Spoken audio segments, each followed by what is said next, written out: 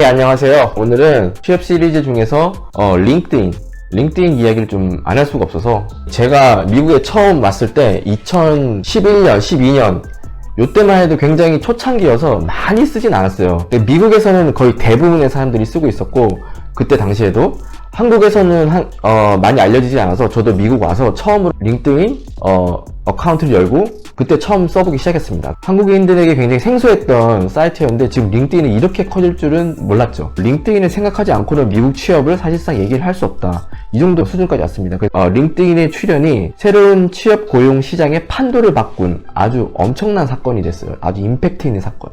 어느 정도냐면요, 사실상 이력서가 이제 미국 기업들에게 들어오면은 가장 먼저 하는 게 아마 링크드인 검색일 거예요. 링크드인에서 이 사람의 이름을 쳐가지고 봅니다, 프로필을. 무조건 링크드인 검색을 시작한다. 그렇기 때문에 링크드인에 프로필이 없다 그러면은 아무래도 불리하겠죠. 왜냐면 사람들이 찾아볼 텐데, 기업이나 인사 담당자들이 찾아볼 텐데 링크드인 프로필이 없으면은 뭐야 하고 다른 사람보다는 아무래도 좀 불리하겠죠. 그래서 링크드인에 학력, 경력, 나이, 얼굴 모든 것을 사전 조사할 수 있습니다. 그래서 미국 기업인들이 고용 단계에서 링크드인은 기본으로 본다. 심하면은 페이스북까지 찾아보는 사람도 있어요. 아닐 것 같죠? 근데 진짜 봅니다. 그래서 링크드인, 페이스북 굉장히 신경을 써야 한다. 혹시 모르기 때문에. 그리고 일을 하다가도 있잖아요, 어떤 프로젝트에 이메일 체인이라고 그러죠. 이메일에 이제 누가 누구한테 이메일을 보내고 그 프로젝트 연관된 사람들이 카피라 그래도 CC를 거는데, 그러면서 누가 이제 좀 이상한 소리를 한다, 이메일 체인에서. 좀 아니면은 좀 뭔가 루드하다, 이런 경우들이 있잖아요. 저희 미국 동료들도 보면 이렇게 우스갯소리로 이 새끼 뭐하는 새끼야? 너 얘 알아? 예를 들어서 이름이 브라이언이다. 이러면 무슨 회사에 브라이언 알아? 이렇게 아니 몰라 하면서 링크드인을 치기 시작합니다. 그 대답과 동시에. 그러면서 브라이언을 검색해요. 그 정도입니다. 딱 들어가면 사진부터 딱 뜨잖아요. 그러면 얼굴 보고 아이 뭐야 존나 못생겼네. 아이 뭐야 생긴 것도 아니면은 학력, 경력 다 나와 있으니까 얘 예전에 여기서 했네? 어쩐지 여기서 보내갔더라. 아니면 학력 딱 보고 별로 공부도 못하는 새끼야. 실제로 그럽니다. 친한 애들끼리는 링크드인 서로 보면서 누구 씹어요, 아이씨, 내가 아는 미국인들은 적어도 링크드인 프로필, 링크드인 계정이 없는 사람이 단 한 명도 없다. 그러니까 한국에서 미국으로 취업을 꿈꾸시는 분들이라면 링크드인 지금 당장 만드세요. 최근에 링크드인이 또 이제 잡 포스팅 하는 영역까지 확대를 해가지고요, 사업을 확장했죠. 적극적으로 기업들이 잡 포스팅을 링크드인에서 올려줍니다. 다른 이제 하이어링 사이트처럼. 그래서 제가 여기 취업 시리즈 첫 편에서 이제 방송을 했을 때 링크드인이랑 글래스도어 등등 여러 가지 사이트를 소개해드렸잖아요. 제가 볼 때는 사실상 이 하이어링 마켓에 제왕으로 등극을 하지 않았나.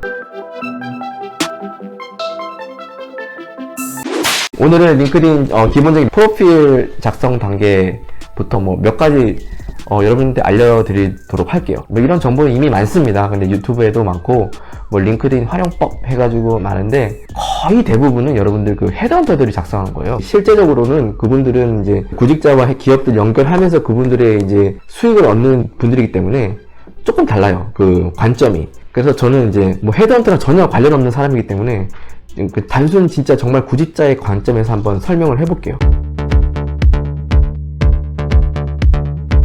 이제 첫 화면인데요. 딱 들어가면은 제가 로그인하면 딱 이렇게 뜹니다. 들어가면요, 여기 위에 이게 보이죠? 이거 이제 제 페이지고요. 제가 만약에 다른 사람을 보면은 이 사람 누구지? 한번 가볼까?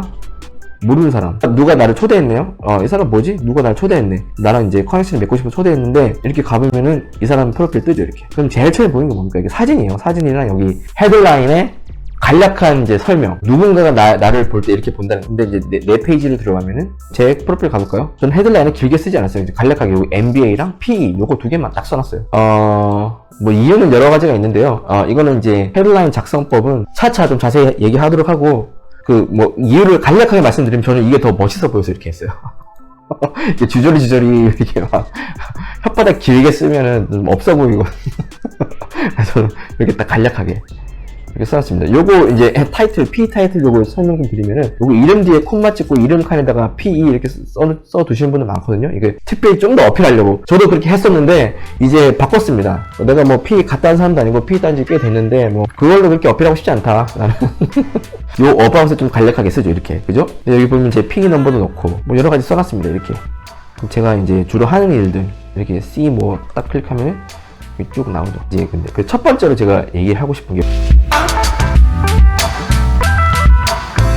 첫 번째로는 그 링크드인에 사진을 조금 넣으셔야 할 것 같아요. 사진도 좀 이렇게 프로페셔널 헤드샷 있잖아요. 이렇게 딱 양복 입고 약간 이렇게 틀어서 배경 좋고 이런 거 프로페셔널 느낌 나게, 프로페셔널 느낌이 전혀 나지 않는 사진들 있잖아요. 뭐 그냥 뭐 이렇게 웃으면서 대충 이제 집 앞에서 찍은 거라든지 어디 놀러 가서 찍은 거 이런 거 하는 사람도 있어요.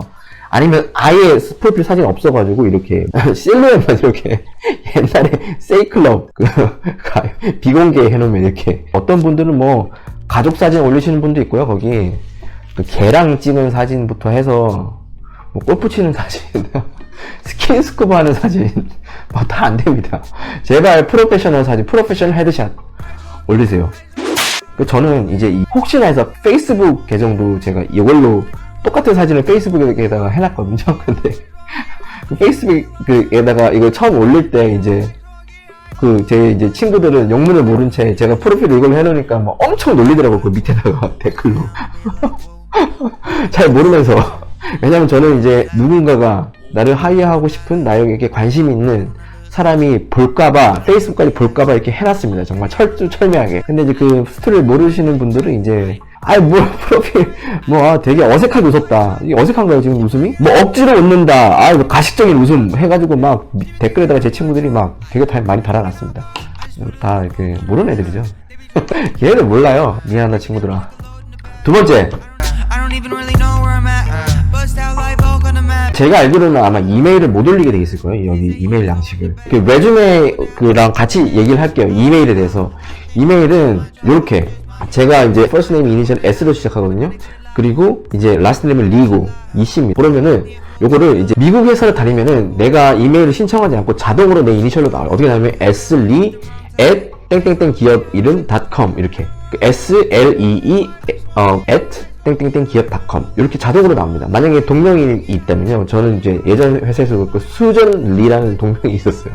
동명이인이 있어가지고 그분이 먼저 나보고 입사를 해가지고 그분이 S리고 나는 S리2 뭐 at 이렇게 나왔었어요. 지금 회사는 이제 풀네임을 쓰는 양식을 쓰고 있어요. 그 모든 직원들이. 근데 제가 한국에서 취직했을 때는 이메일을 신청하는 이메일을 자기가 써서 내라 그랬거든요. 자기가 원하는 걸로. 그래서 애들이 막 난리가 나고 막, 저는 그때 그냥 제 이름을 쓰긴 했는데, 파이팅 이런 거 넣고 있잖아요.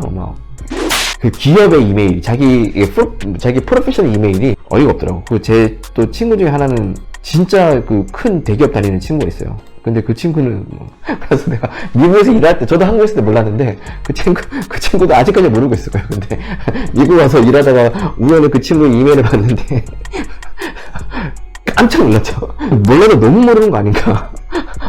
그렇게, 그 글로벌 기업이거든요. 근데 외국 사람들하고 이메일 주고받을 일이 없으니까 그렇게 써놨겠죠. 근데 이거 그 미국인들이 이런 거 보면은 장난하는 줄 압니다. 장난치는 줄 알아요. 저도 처음에 몰라가지고 미국에 유학 지원할 때 이메일 다시 만들었어요. 저는 이제 그때 유학 지원할 때 이제 주변 사람들한테 물어보면서 보냈더니 주변의 분들이 너 이메일 주소부터 바꾸라고, 이름으로 바꾸고, 미국 사람들은 그런 거 안 쓴다고. 회사 지원할 때는 개인적인 이메일 써야 되잖아요. 그럼 지메일도 제 이름, 그래서 동명이인이 있으면 뒤에 숫자 넘버를 붙여가지고 이렇게 해서 씁니다. 제발 이메일부터 좀 바꾸세요.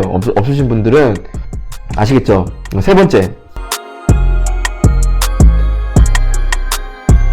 직급과 잡 포지션을 구분을 못하시는 한국 분들이 굉장히 많아요. 그래서 그 링크드인에 이제 가볼까요? 요렇게 경력랑 익스피리언스에 보면은, 저는 이렇게 좋은 회사 취직하고 나서 이렇게 싹 다 지어놨어요. 이렇게 주저리 이렇게 좀 깔끔하지 못해가지고. 근데 요거 이제 예전 회사 같은 경우는 좀 자세히 써놨죠. 내가 했던 일. 좀 이따가 자세하게 더 얘기할 건데, 요거 작성하는 방법이요. 근데 요거를 아예 안 써. 그리고 여기는 이제 내 잡 타이틀을 써야 되는데, 여기 뭐라고 써놨냐면요, 과장 써요. 과장. 대리. 무슨 미국말로 하면 매니저예요. 매니저. 그래서 무슨 매니저? 무슨 매니저가 나와야 될 거 아니에요. 근데 그게 없어.